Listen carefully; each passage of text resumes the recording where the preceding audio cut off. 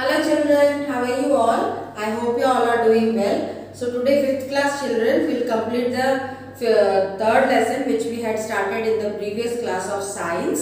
So today in science lesson number 3 we will complete that lesson, right?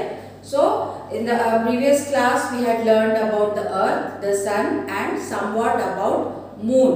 Okay, so moon is the second brightest thing in the sky. Okay, the first brightest thing in the sky is the sun, and after the sun, moon is the second brightest thing in the space, right? So moon surface ఎలా ఉంటుంది అది మనం తెలుసుకున్నాం. Moon surface ఎలా ఉంటుంది, రాకీగా ఉంటుంది, అంటే రప్పలు రాయలు అవన్నీ ఉంటాయి, రాక్స్ ఉంటాయి, మౌంటైన్స్ ఉంటాయి పెద్ద పెద్ద, అండ్ మధ్యలో పెద్ద పెద్ద క్రేటర్స్ ఉంటాయి. క్రేటర్స్ అంటే ఏంటి, గోతులు లాంటివి ఉంటాయి, అంటే పెద్ద పిట్స్ లాంటివి ఉంటాయి. సో ఆ పిట్స్ ఎలా ఫామ్ అవుతాయి అంటే మెటీరైట్స్ వచ్చి మూన్ తోటి డాష్ అవుతాయి. సో డాష్ అయినప్పుడు గొయ్యి అన్నది ఫామ్ అవుతుంది. సో అట్లనే క్రేటర్స్ అని అంటాం. ఓకే, అండ్ మూన్ మీద ఎటువంటి అట్మాస్ఫియర్ అన్నది లేదు. సో అక్కడ మనుషులు బ్రతకలేరు, రైట్? అక్కడ గాలి కానీ విండ్ కానీ అలాంటిది ఏమీ లేదు. అర్త్ మీద అట్మాస్ఫియర్ ఉంది కాబట్టి అర్త్ మీద లైఫ్ ఉన్నది, బట్ మూన్ మీద అలాంటి అట్మాస్ఫియర్ లేదు. ఓకే, అండ్ అక్కడ మూన్కి సొంతంగా లైట్ ఉండదు, తనకంటూ moon does not have its own light. We only see the reflection of the sunlight which falls on the moon. So sunlight అన్నది మూన్ మీద పడుతుంది అండ్ ఆ రిఫ్లెక్షన్ అన్నది మనకి కనిపిస్తుంది. మూన్ చీకటిగా ఉంటుంది. ఓకే, తనకు మూన్కి తన లైట్ అంటూ ఏమీ ఉండదు. ఓకే, అండ్ దెన్ డే టైంలో మూన్ టెంపరేచర్ 107 degrees వరకు ఉంటుంది, అండ్ అలాగే రాత్రిలో -153 degrees వరకు పడిపోతుంది. అంటే డే టైంలో ఎంత వేడిగా ఉంటుంది, నైట్ టైంలో అంత కూల్ అయిపోతుంది మూన్ అన్నది.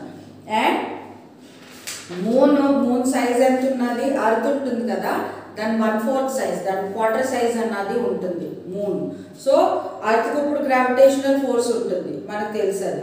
సో మూన్ కూడా గ్రావిటేషనల్ ఫోర్స్ ఉంటుంది, బట్ మూన్ సైజ్ చిన్నది కాబట్టి అర్త్ కన్నా మూన్ గ్రావిటేషనల్ ఫోర్స్ అన్నది కొంచెం తక్కువ ఉంటుంది. సో ఆ గ్రావిటేషనల్ ఫోర్స్ వల్ల అర్త్ని గ్రావిటీ బట్టి లాగాలని చూస్తుంది, బట్ దాని ఫోర్స్ సరిపోదు. సో ఆ ఫోర్స్ బట్టి అర్త్ మీద ఉన్న వాటర్ అన్నది కదులుతుంది.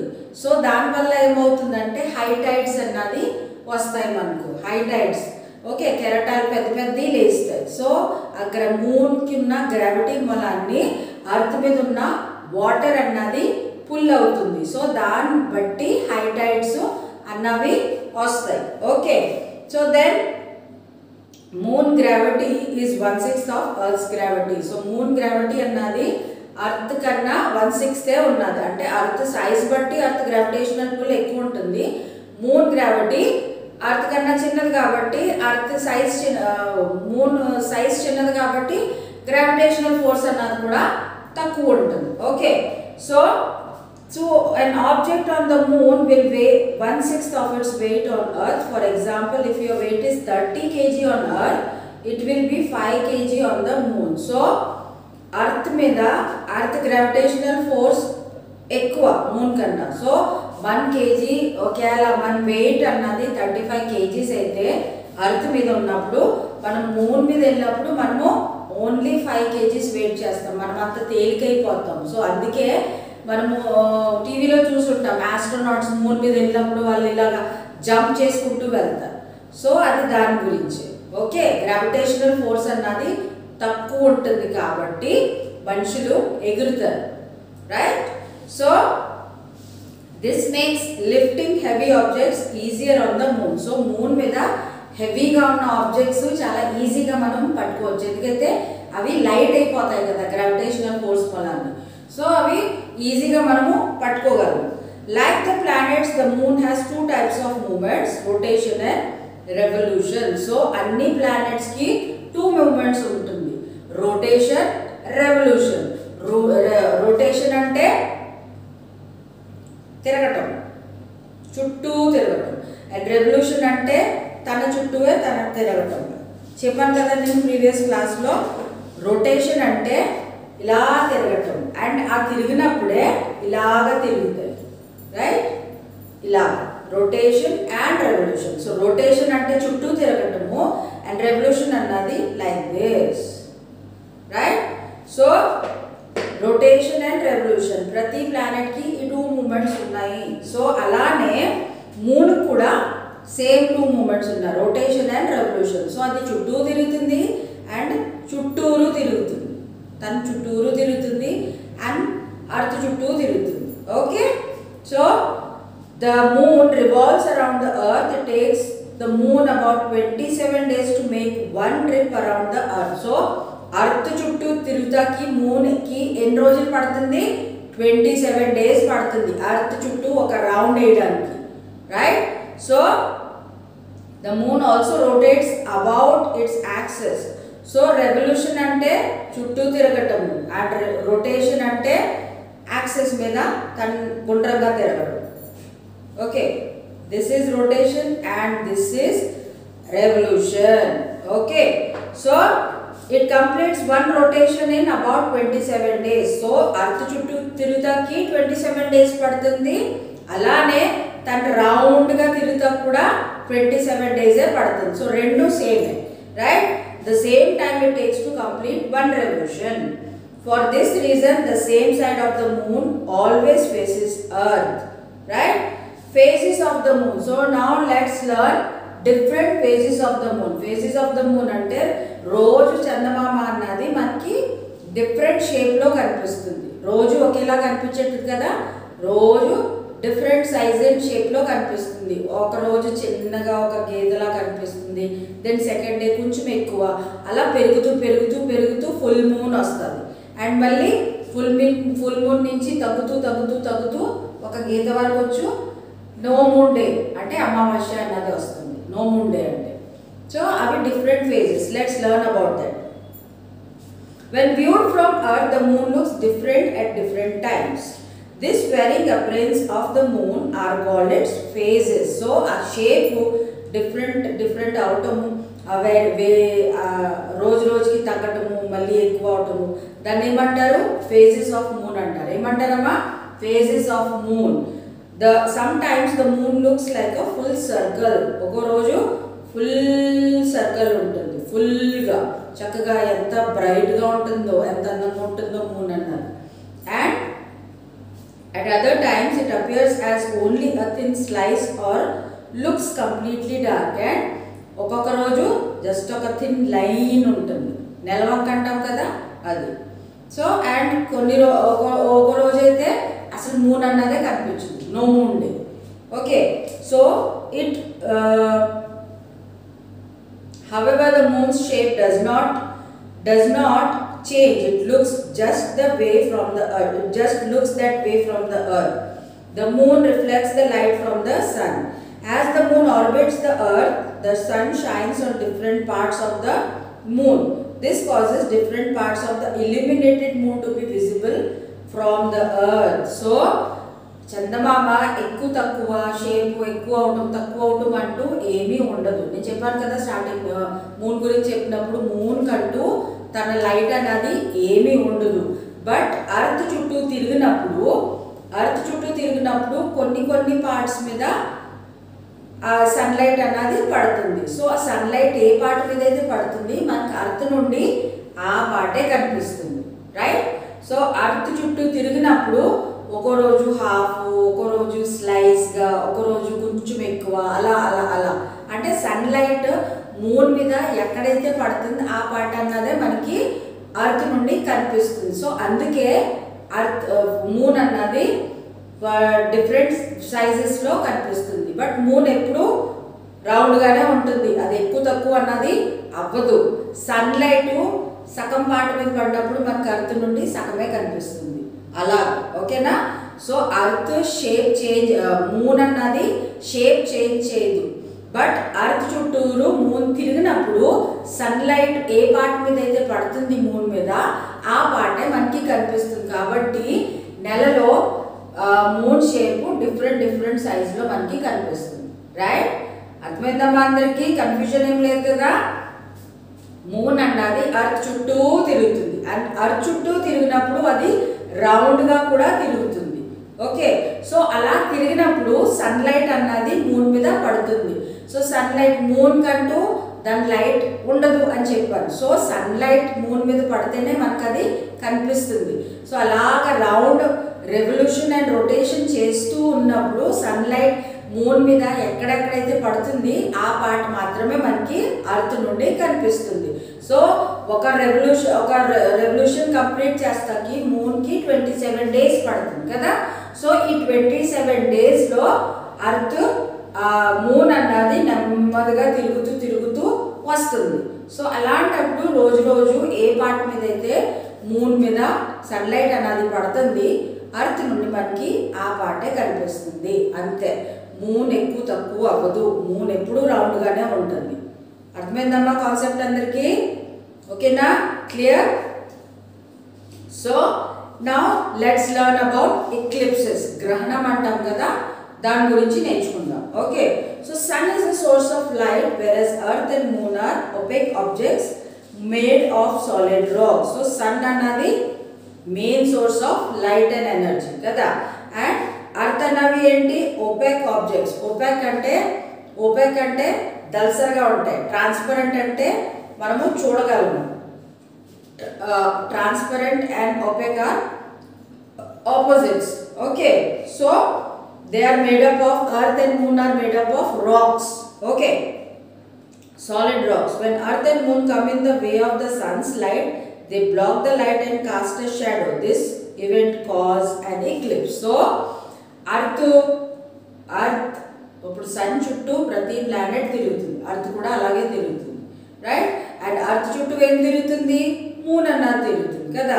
సో ఈ తిరిగినప్పుడు ఏమవుతుందంటే ఒక్కొక్కసారి సన్ ఉంటుంది, దాని మధ్య మూన్ ఉంటుంది, దాని తర్వాత అర్త్ ఉన్నది.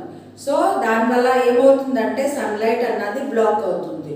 సో అలాంటప్పుడు ఎక్లిప్స్ అన్నది అవుతుంది, గ్రహణం అన్నది జరుగుతుంది. Okay, so lunar eclipse. Lunar అంటే చంద్రగ్రహణం. ఓకే, లూనార్ ఎక్లిప్స్ అంటే చంద్రగ్రహణం. ఓకే, సో ఈ చంద్రగ్రహణం అన్నది ఎలా జరుగుతుంది? Let's see. The lunar eclipse occurs on a full night when earth comes between the sun and the moon if they are in a straight line. So lunar eclipse ఎప్పుడు జరుగుతుందంటే full moon రోజున జరుగుతుంది, పౌర్ణమి రోజునే జరుగుతుంది lunar eclipse అన్నది. So అది ఎప్పుడు జరుగుతుందంటే when earth comes between the sun and the moon. ఇప్పుడు ఈ రొటేషన్ జరిగినప్పుడు ఒక్కొక్కసారి సన్, అర్త్, మూన్ ఒక లైన్లో వస్తాయి. సో ఒక లైన్లో వచ్చినప్పుడు సన్లైట్ మూన్ మీద పడలేనప్పుడు ఏమవుతుంది? ఎర్త్ మీద చీకటిగా ఉంటుంది రాత్రులప్పుడు కదా, అవునా లేదా? డే టైంలో మనకి సన్ కనిపిస్తుంది, అవునా? సో అలాంటప్పుడు sun, moon, sun, earth and moon. So మనకి అర్త్ నుండి ఏమవుతుందంటే lunar eclipse occurs on a full moon night. So lunar eclipse అన్నది పౌర్ణమి రోజునే జరుగుతుంది. When earth comes between the sun and the moon. ఎప్పుడు? When earth comes between the sun and the moon. So sun కి moon కి మధ్యన earth వచ్చినప్పుడు moon మీద ఏ light పడదు కదా, మూన్ కంటూ ఏ లైట్ లేదు. సో సన్లైట్ అన్నది మూన్ మీద పడలేనప్పుడు ఏమవుతుంది? మూన్ అన్నది చీకటిగా ఉంటుంది కదా. సో అలాంటప్పుడు చంద్రగ్రహణం అన్నది జరుగుతుంది, రైట్? అర్థమైందా? lunar eclipse అంటే when earth comes between the sun and the moon. See, they have given a picture on page number 143. Earth will block the light from reaching the moon. So earth అన్నది sunlight ని moon మీద పడనివ్వకుండా black చేస్తుంది.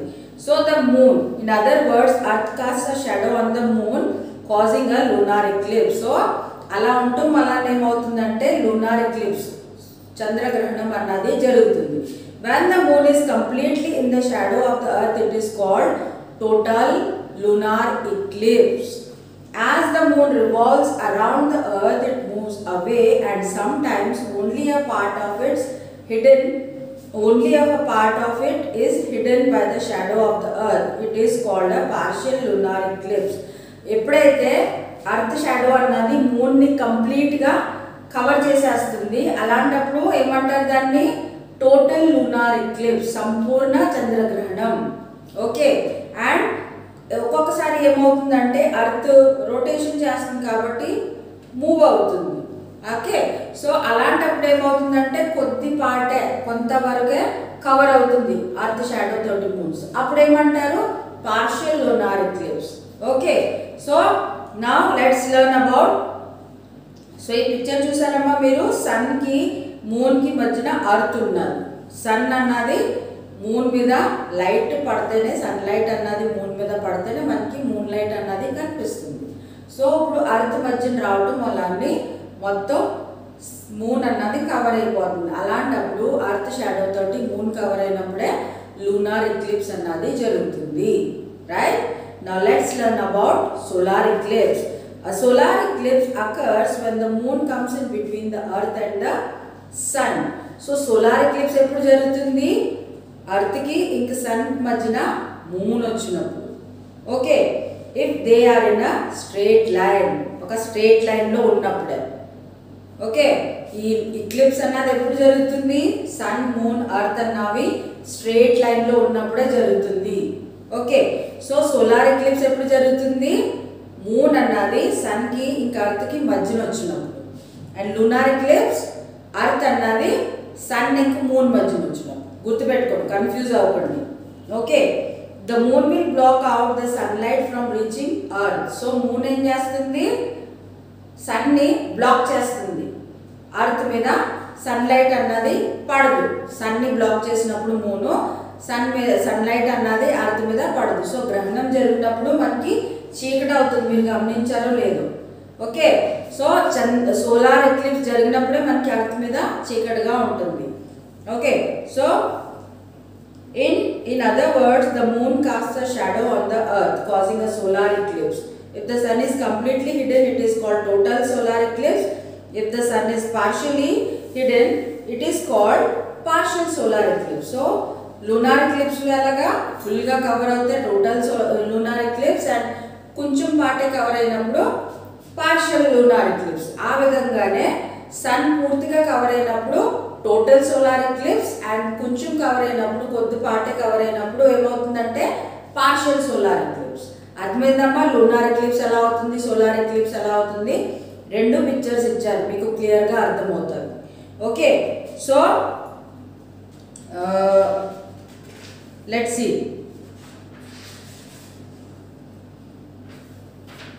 So here they have given some blanks. See, the dash of the earth is a hot ball of solid iron. So solid iron annadi ekkada unnadi? Earth lo core. Okay, so first blank lo em vastadamma? Core. The core of the earth is a hot ball of, center part lo solid iron unnadi, right?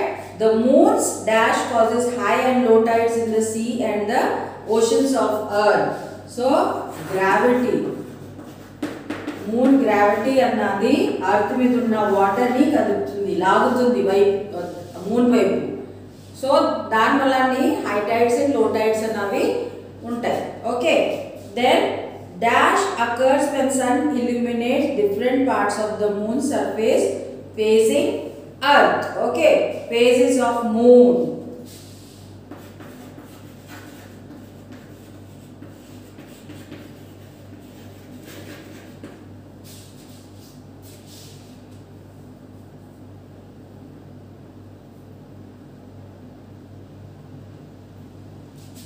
Then fourth one, dash of,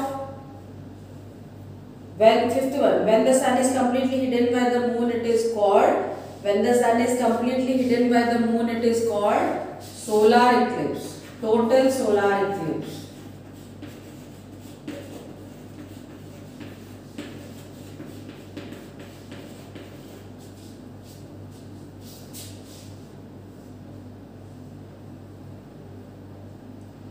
Fifth one I didn't say, ma.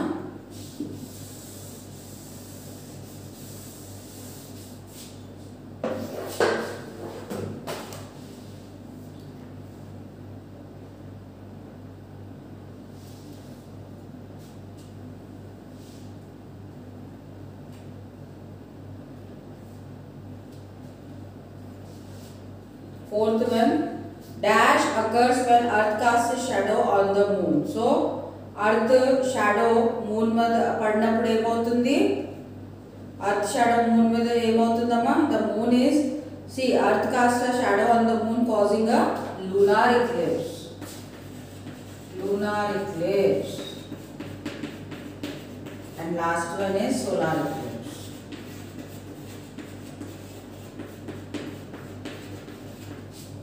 Note down చేసుకోండి.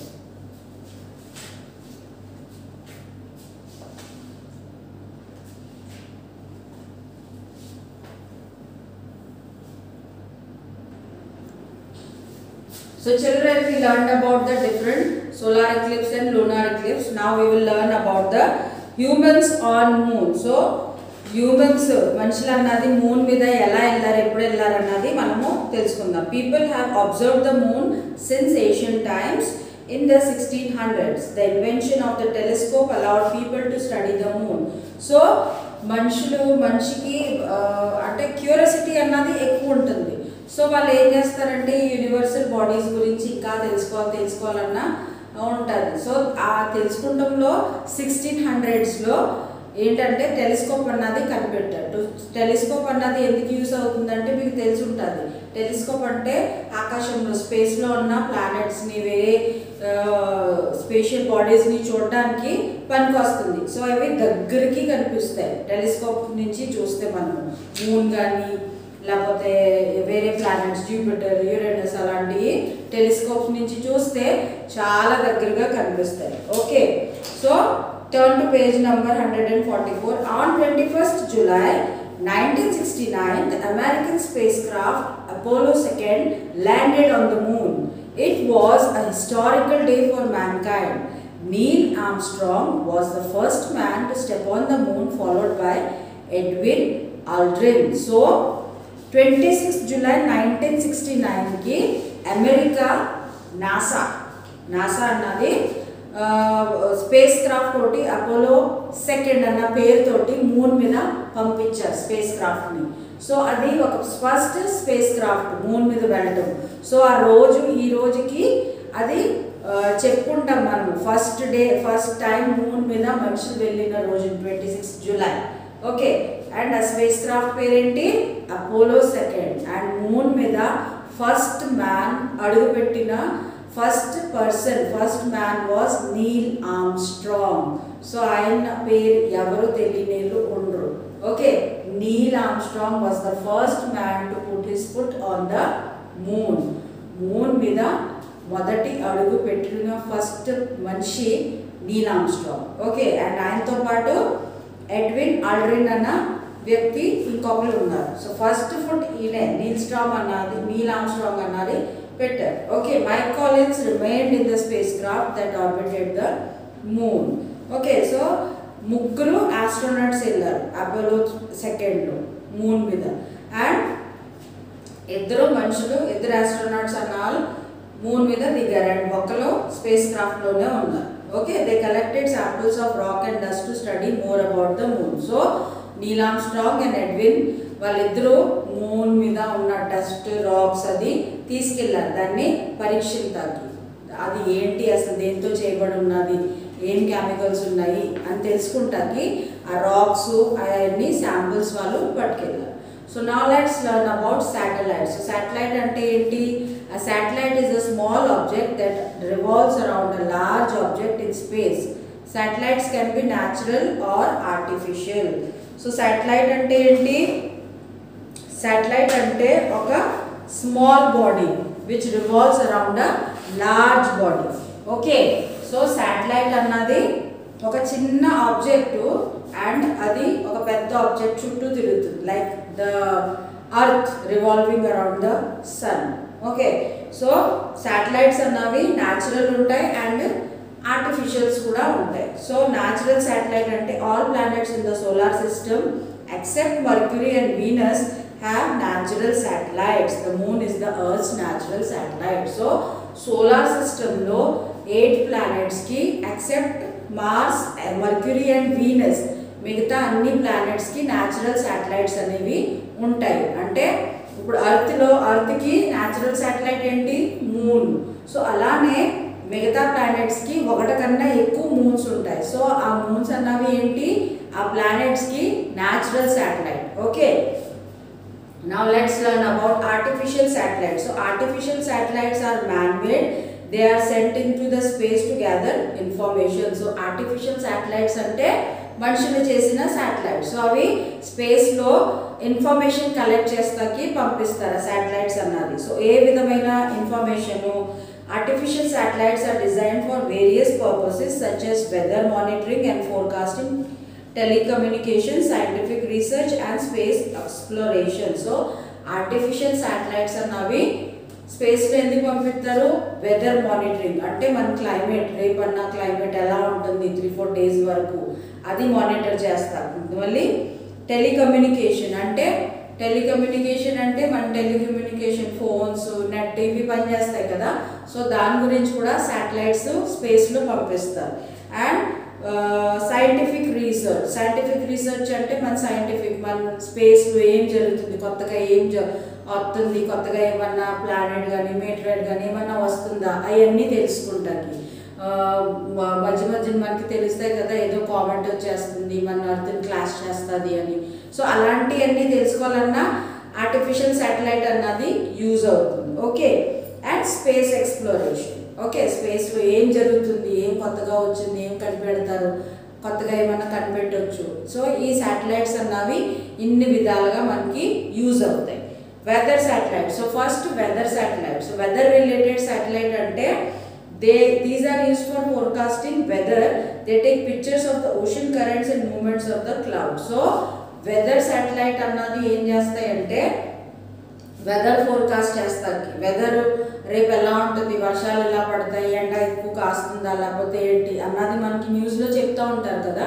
So వాళ్ళకి ఎలా తెలుస్తుందంటే ఈ satellite ద్వారాగా వాళ్ళకి తెలుస్తుంది. Okay, so the